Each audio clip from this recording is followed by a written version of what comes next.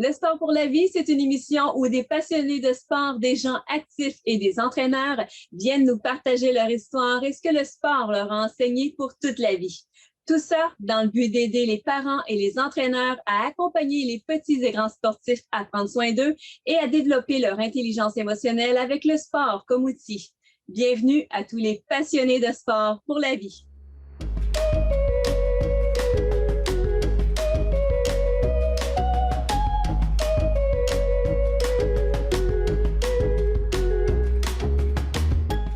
Bonjour et bienvenue à l'émission Le sport pour la vie. Aujourd'hui, je suis très heureuse de vous présenter mon invité. Il s'agit de Sylvain Guimond, docteur en psychologie du sport, mais également conférencier, auteur, plusieurs chapeaux pour ce grand homme qui a travaillé avec de nombreuses personnalités de partout à travers le monde. Bonjour Sylvain. Bonjour Annie. Comment vas-tu? Très bien, toi?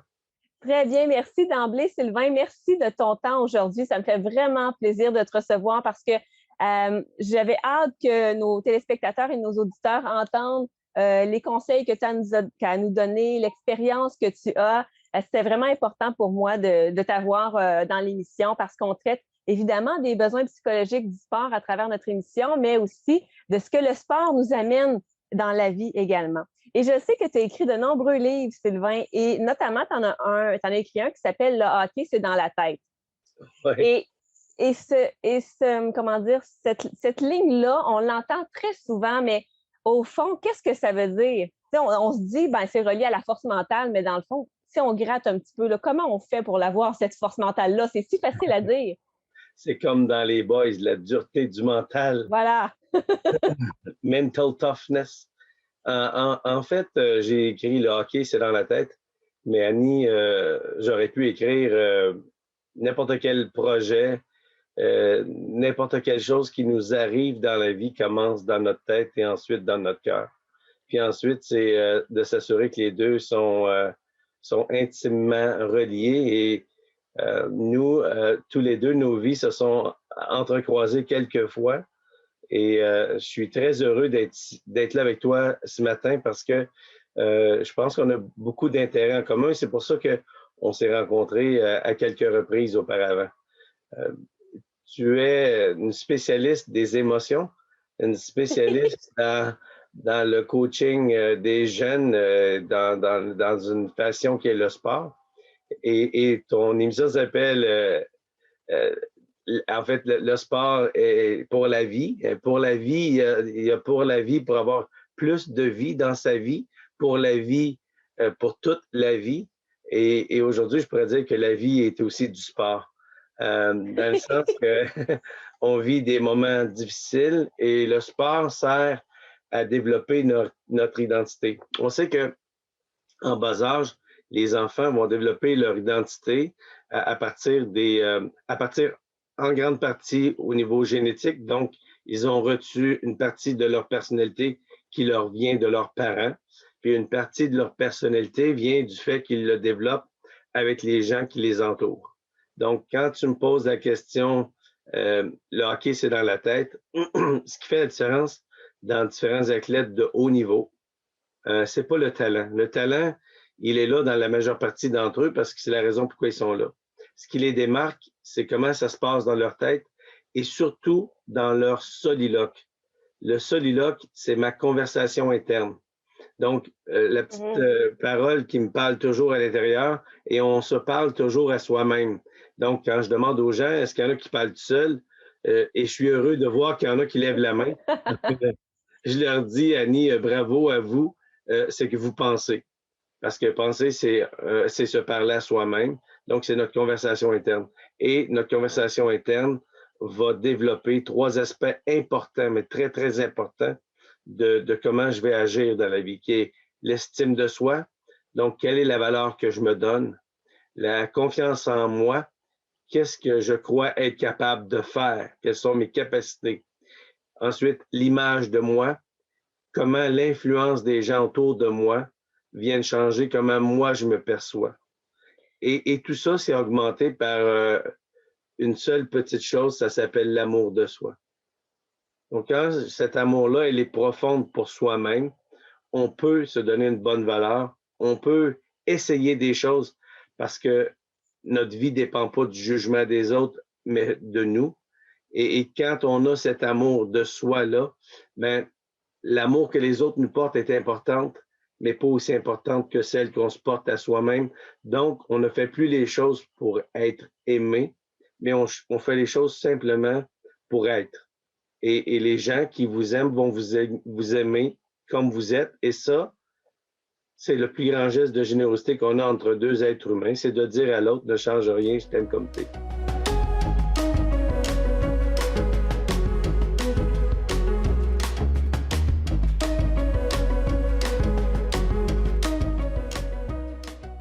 Moi, c'est vraiment intéressant et puissant ce que tu apportes, Sylvain. Même dans les bases de l'intelligence émotionnelle, la connaissance de soi, l'amour de soi, c'est un des piliers. Donc, ce que j'en comprends, c'est que tu as toi aussi le même discours. Et dans tes conférences, Sylvain, tu apportes quelque chose de vraiment intéressant. J'aimerais ça que tu le racontes. À un moment donné, tu fais serrer les gens aux autres par la main. Raconte-nous pourquoi tu fais ça, en fait. Explique ça. Je demande aux gens de donner la main à quelqu'un à côté d'eux. Là, maintenant, on ne peut pas le faire avec la distanciation, mais je dis aux gens, OK, prenez une personne à côté de vous, donnez-lui la main. Et là, je leur dis, bon, mais maintenant, il y a une application sur mon cellulaire qui dit qu'au moment où je vais peser dessus, vous allez être pris avec cette personne-là pour le reste de vos jours. Vous ne serez plus jamais à même de vous en séparer. Donc là, les gens ont un état de panique. Ils souhaitent que la personne à côté d'eux soit une personne gentille, aimable, jolie ou beau. Les mains propres. Les mains propres, bienveillantes. On souhaite tout ça. Et là, je leur dis, laissez la main de la personne et prenez vos deux mains ensemble comme ça. Et là, je dis aux gens, la personne à qui vous tenez la main en ce moment, je vous garantis, elle, vous êtes pris avec elle jusqu'à la fin de vos jours. Est-ce que cette personne-là est votre meilleure amie? Et très souvent, malheureusement, la réponse, c'est non, parce qu'on est excessivement dur avec soi-même. Donc, jamais on parlerait aussi durement à quelqu'un d'autre comme on se parle à soi, et surtout lorsque quelqu'un, ça va mal. Quand ça va mal pour quelqu'un d'autre, la première chose qu'on va faire, on va dire à la personne, ça va être correct. Je suis certain que tu vas t'en sortir, tu es capable, j'ai tellement confiance en toi, je t'aime tellement, je vais t'aider à supporter puis à passer à travers cette épreuve-là. Mais quand c'est nous, on ne se le dit pas. Et pourtant, c'est à nous d'être capable de s'en sortir. Et tantôt, tu disais la connaissance de soi, c'est le premier pas à faire. Le deuxième pas, c'est de se pardonner à soi. Se pardonner pour être capable d'avancer et de laisser de côté les choses qui nous ont blessés. Donc, Annie, notre vie, elle est faite de temps. Okay? On est né à une date et on va mourir à une autre date. Et entre les deux, il y a ce qu'on appelle du vécu. Le vécu, c'est toutes les minutes et les secondes de ta vie. Si je te demande de me raconter ta vie, mais sans sauter aucune seconde, c'est impossible. Tu ne te souviens pas de tout. Donc, tu as retenu que quelque chose. Et de ton vécu, il y a du retenu. Le retenu, de façon consciente ou inconsciente, sont associés à des émotions fortes, soit des émotions de bonheur profond, ou soit des émotions de malheur ou de tristesse. Et c'est ces moments-là qu'on se souvient.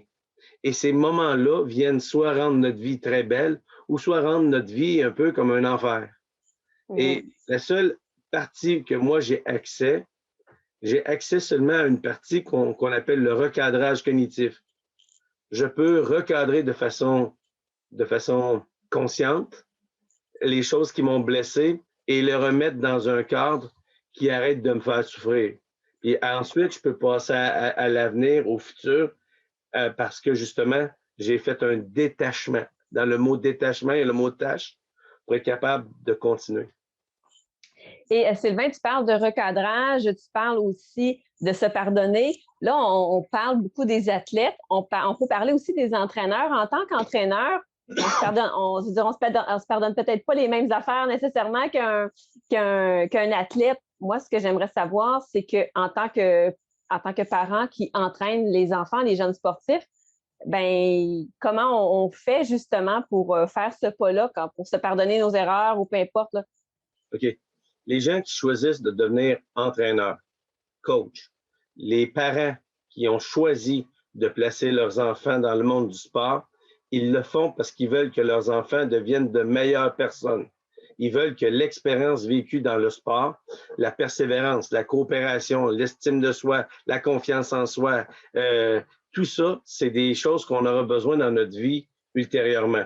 Quelques-uns d'entre eux, un petit pourcentage, vont peut-être gagner leur vie du sport et la majorité d'entre eux vont emmener le bagage du sport dans leur vie personnelle et professionnelle. Ils vont faire des gens qui vont réussir parce qu'ils vont apprécier à donner des efforts pour obtenir quelque chose. Donc, dans la vie, il n'y a pas de récompense, il n'y a pas de pénitence, il y a que des conséquences. Donc, on place nos enfants dans ce monde-là.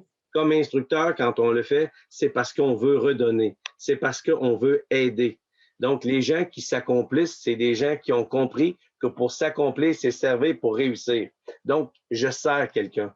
La première chose que je dois faire quand je suis instructeur, c'est de me placer en dessous de mes joueurs pour les supporter et non pas au-dessus. Je ne suis pas en train de les diriger, je suis en train de les guider. C'est très différent. Le leadership, c'est pas quelque chose que je peux demander, c'est quelque chose qui m'est donné. C'est les autres qui décident de vous suivre. Et il y a deux façons d'obtenir quelque chose de quelqu'un, soit par la peur ou soit par la joie et le plaisir. Je peux faire peur à mes joueurs. Je peux leur dire, si tu ne fais pas ça, il va y avoir des conséquences. Ça s'appelle la culpabilisation. Culpabiliser ou faire sentir ou de penser que la vie, c'est vrai qu'il y a un dominé-dominant, ce qui est totalement faux. C'est pas vrai. La façon de rendre quelqu'un plus beau, plus grand, c'est de l'aimer et de lui dire comment on a confiance en elle et de lui dire que s'il y a des erreurs, c'est normal, on va apprendre et ça s'appelle l'apprentissage. On devient un peu plus sage quand on apprend.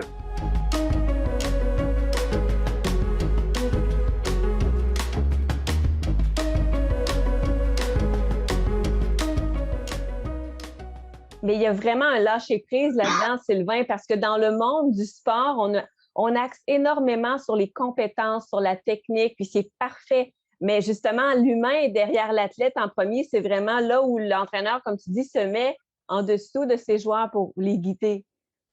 C'est quand on dit il y a beaucoup d'éléments techniques de l'apprentissage. Ça, cette partie-là, c'est la partie facile à apprendre. La partie plus difficile comme parent, un parent, c'est un portefeuille ambulant et qui va supporter ses enfants, OK?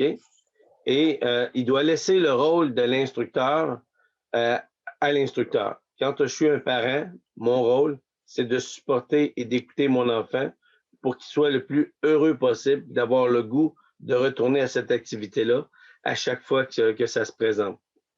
Mon rôle en tant qu'instructeur, c'est un rôle extrêmement important comme un professeur. C'est le rôle le plus important qu'on donne à un individu dans une société, c'est de s'occuper de nos petits.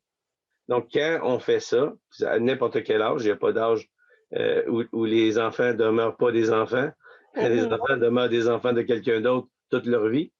Et de leur enseigner, de les aider, cette partie-là, elle est importante parce que le rôle, c'est de redonner confiance à l'athlète que j'ai. Pour lui redonner confiance, je dois lui permettre de commettre des erreurs et je dois lui permettre d'apprendre de ses erreurs. Et c'est jamais tu, mais nous. Et c'est toujours, je sais que tu as la solution, je vais la trouver avec toi.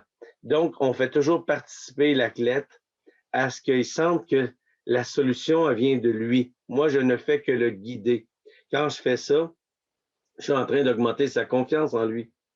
Quand j'augmente sa confiance, ben, je lui permets d'atteindre des plus hauts sommets de ce que lui a vraiment le goût de faire. Sylvain, avec ton expérience, t'en as vu des personnalités sportives, des équipes aussi, des entraîneurs. On parlait d'amour de soi tantôt. Est-ce que tu en as vu des athlètes ou des équipes qui avaient justement, je sais bien qu'on n'atteint pas quelque chose, on coche ses faits, c'est une histoire de toute une vie, là. Est-ce que tu connais des entraîneurs ou des équipes qui ont atteint une assez grande amour d'eux autres mêmes pour finalement réussir à obtenir plus de succès? 93 avec Jacques Demers. Le Canadien de Montréal a gagné une Coupe Stanley en n'étant pas une équipe favori, mais avec un instructeur qui savait comment parler à ses joueurs et comment les faire sentir beaux, grands et forts. Un peu comme ma mère me disait quand j'étais petit. Ma mère me disait, pour aller faire une promotion, elle me disait, t'es beau, t'es grand, t'es fort, t'es capable. T'es capable. Moi, je l'ai cru jusqu'à temps que je me rende compte que j'étais pas grand. Parce qu'elle disait, t'es grand, t'es fort. Mais c'était un mensonge d'amour de me dire que j'étais grand. Et c'est un peu la même chose que Jacques Demers se fait en 93 avec son équipe qui était loin d'être favorite. Il leur a donné des ailes en les aimant, en les supportant, en les défendant, en les protégeant, puis en leur disant que lui, il était certain qu'il allait gagner la Coupe Stanley. C'est ce qui est arrivé. J'ai eu la chance de travailler avec plusieurs athlètes dans ma vie et j'ai eu la chance de parler avec Lars Eller qui est déménagé maintenant à Washington. Mm-hmm. Et j'ai eu la chance de parler avec Ovechkin et il me dit Thank you for helping my friend Lars. Et moi, ma réponse était And you, what can I do for you? Il dit What do you mean? Je dis Ask and you shall receive. Tu sais, demande puis tu vas recevoir. Mm-hmm. Il dit J'aimerais gagner la Coupe Stanley. J'ai dit C'est simple. Chaque matin, quand tu rentres dans le vestiaire, demande-toi comment tu peux être le meilleur coéquipier pour tous tes coéquipiers, puis tu vas soulever la Coupe Stanley. Je lui ai dit au mois de novembre, puis au mois de juin, il soulevait la Coupe Stanley. Donc, ça vient beaucoup du fait qu'une équipe est formée de gens différents. Le dernier livre que j'ai écrit s'appelle « La puissance de nos différences ». On a vu pendant 16 années d'affilée avec Christina Versoli, imaginez une femme qui est au Brésil, et que la NBA a engagé pour être docteur en psychologie, une femme dans la NBA.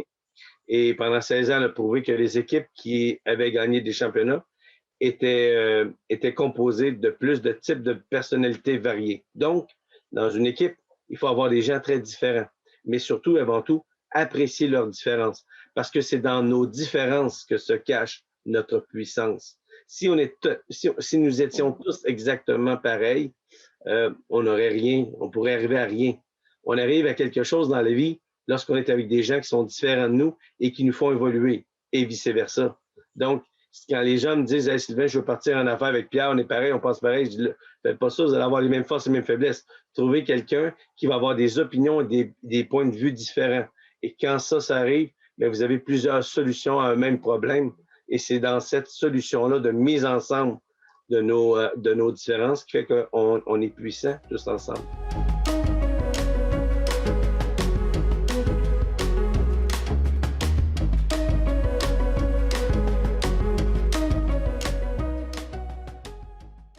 Sylvain, tu parles beaucoup de l'influence des autres. Tout à l'heure, tu nous as nommé 3 choses, l'estime de soi, la confiance en soi et l'image qu'on projette pour les autres, etc. Donc, ce serait quoi l'importance, justement, par rapport à notre gestion des relations avec les autres là, dans le sport? Comment on peut utiliser ça comme levier?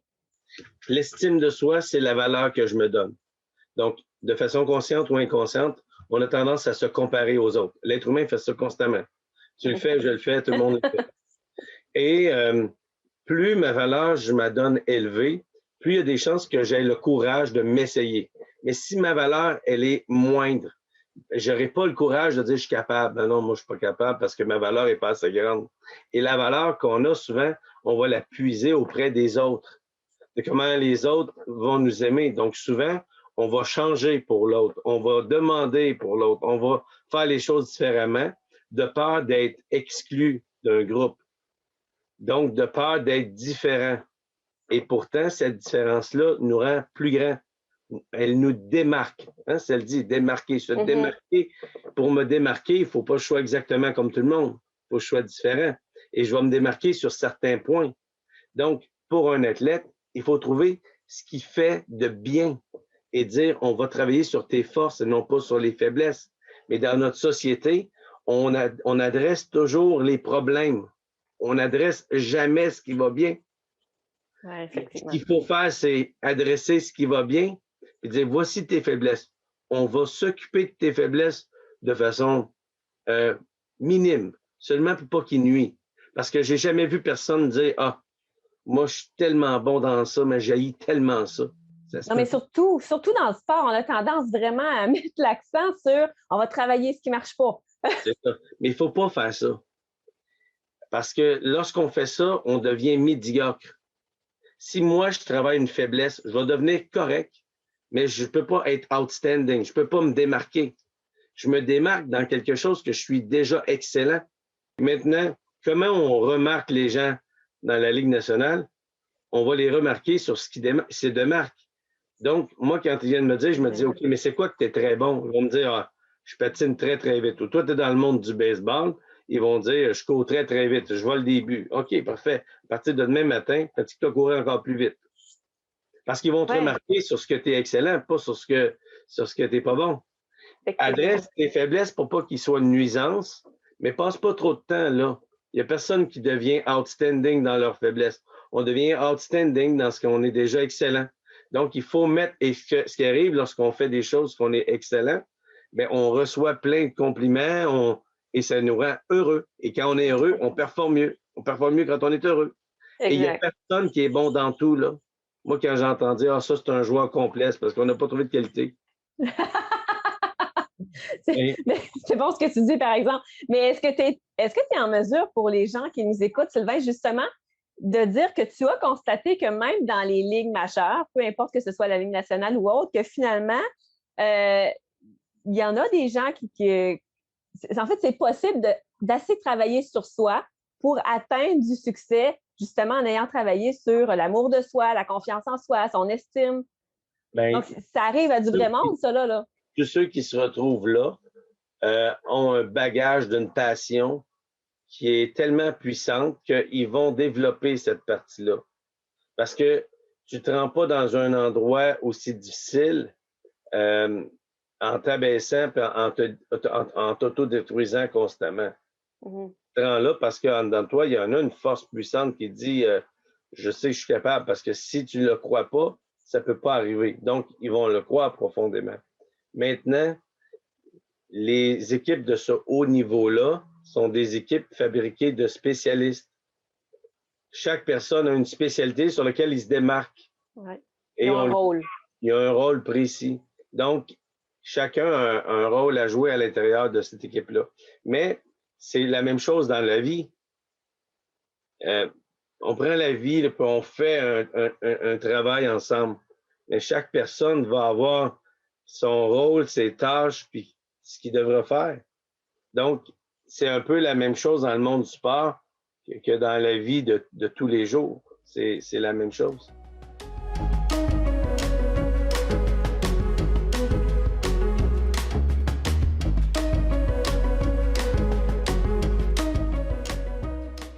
Comment on fait justement pour accompagner nos jeunes pour qu'ils restent assidus et motivés? C'est la motivation, je me rends compte avec les rencontres que j'ai, que c'est vraiment un enjeu. Comment on reste assidu, comment on reste motivé? Moi, la constance, je te dis que j'ai un rapport amour-haine avec ça, mais au niveau de la motivation, comment on fait pour garder nos jeunes assidus au travail et les garder motivés? On va regarder le mot motivé, ce que ça veut dire. Le mot motivé, dans le mot motivé, il y a le mot motif. Mm-hmm. Le motif, c'est quelle est la raison de, le pourquoi. Donc, c'est la finalité.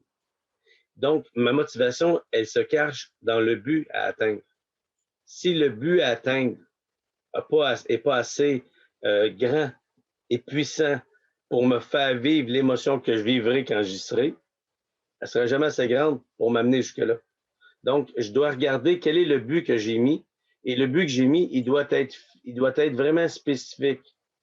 Je dois être capable de le mesurer et de presque le toucher pour l'atteindre. Il doit être amusant.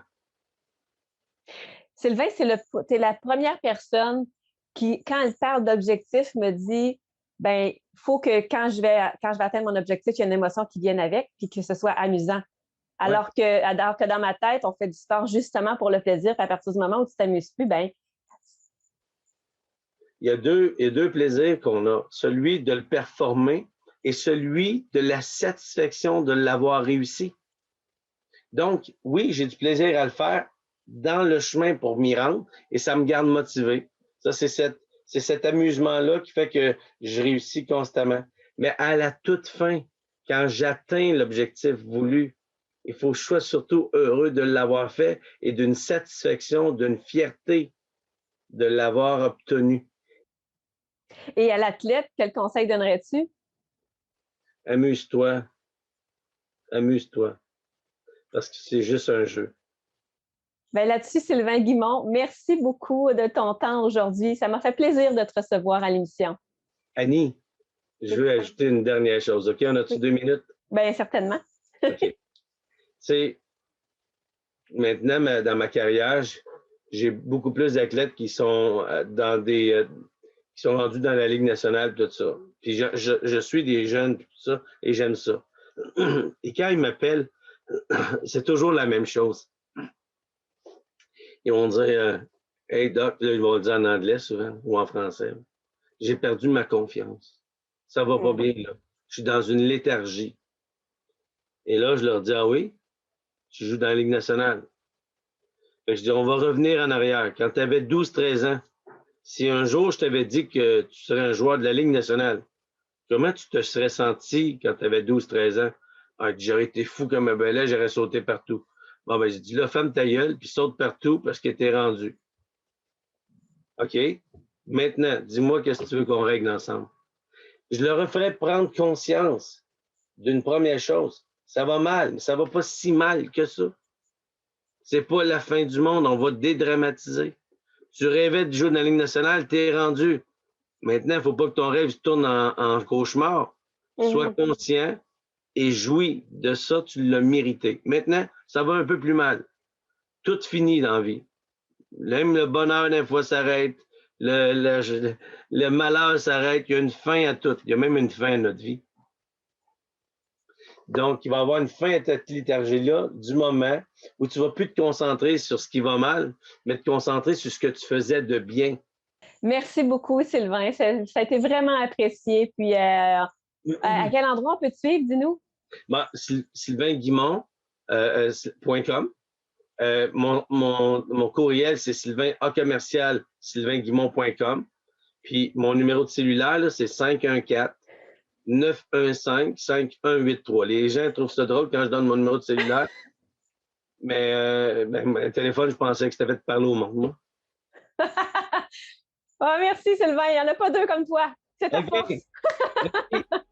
Merci.